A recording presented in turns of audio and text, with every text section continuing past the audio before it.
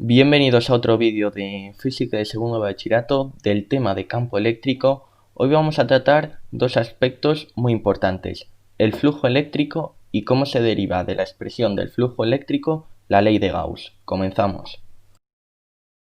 En primer lugar, vamos a definir el concepto de flujo eléctrico. Se podría definir como la cantidad de campo eléctrico que atraviesa una determinada superficie.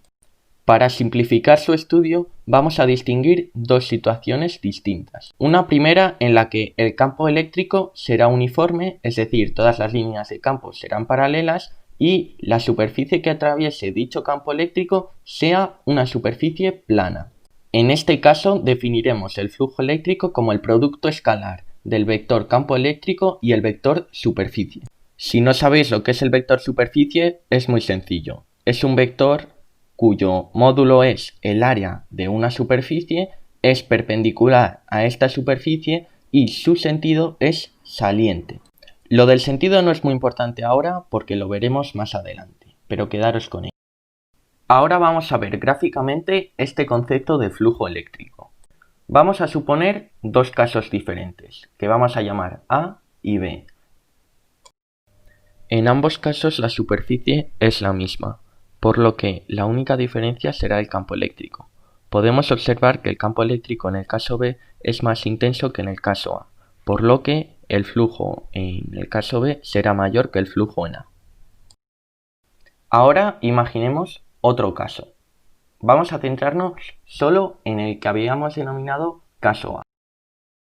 El campo eléctrico se distribuye uniformemente a lo largo de todo el espacio y tenemos dos superficies distintas. La superficie roja, superficie 1, y la superficie azul, superficie 2.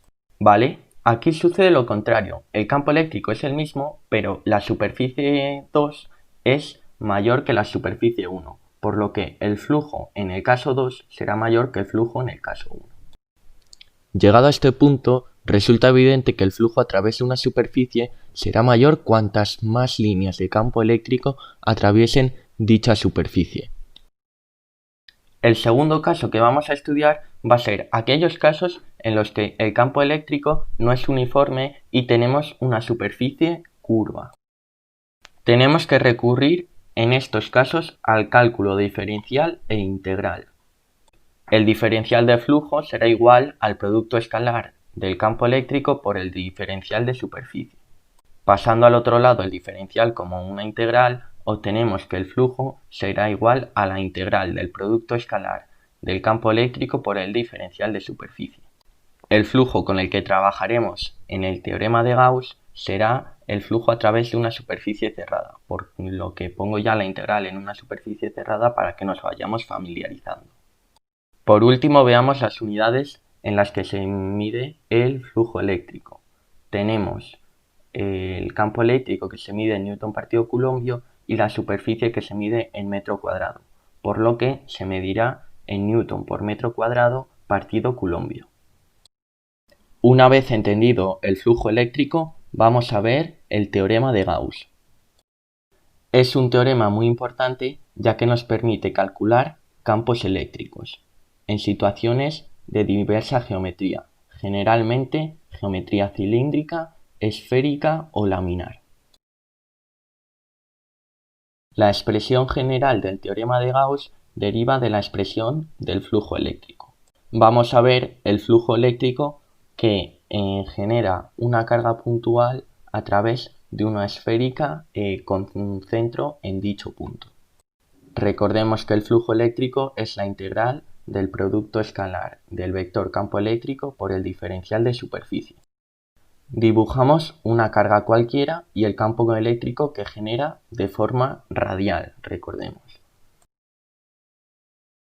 Ahora dibujamos la superficie gaussiana, que es una superficie cerrada en torno a dicha carga, que será una esfera.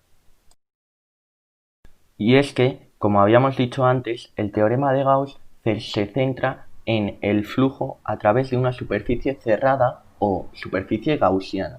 Por eso ponemos este símbolo de superficie cerrada en la integral. Si analizamos el ángulo entre el vector diferencial de superficie en cada punto y el campo eléctrico, vemos que es 0, por lo que en el producto escalar el coseno será 0 y simplemente nos tendremos que limitar al producto del módulo del campo eléctrico y el módulo del vector superficie, que será la superficie de la esfera. Sustituimos el módulo del campo eléctrico por la fórmula del campo eléctrico que genera una carga puntual. Por otra parte, expresamos el módulo del vector superficie con la expresión de la superficie de una esfera. Si no os acordáis, es 4pi por r cuadrado. Vemos que se nos va el radio cuadrado del denominador con el radio cuadrado del numerador. Y obtenemos que la expresión del flujo queda 4pi por k por q. Sin embargo, podemos expresar la constante k como 1 partido 4pi por epsilon sub 0. De esta forma nos queda la expresión del flujo como la carga entre epsilon sub 0, ya que se nos va el 4pi del numerador con el 4pi del denominador. Con ello damos paso a la expresión general de la ley de Gauss, que es que el flujo, que es la integral del producto escalar del vector campo eléctrico por el diferencial de superficie, es igual a la carga encerrada en dicha superficie entre epsilon sub 0. Por eso es muy importante el concepto de superficie gaussiana, porque es que la superficie gaussiana permite encerrar una parte del espacio tridimensional y es esta carga que está encerrada en esta porción del espacio la que nos interesa. Con esto acabamos el vídeo de hoy. Os traeré en vídeos siguientes cómo aplicar la ley de Gauss para calcular campos eléctricos de un alambre, campo eléctrico generado por una lámina, etc. Espero que os haya gustado el vídeo, que lo hayáis entendido. No olvidéis suscribiros, darle like y nos vemos en el próximo vídeo.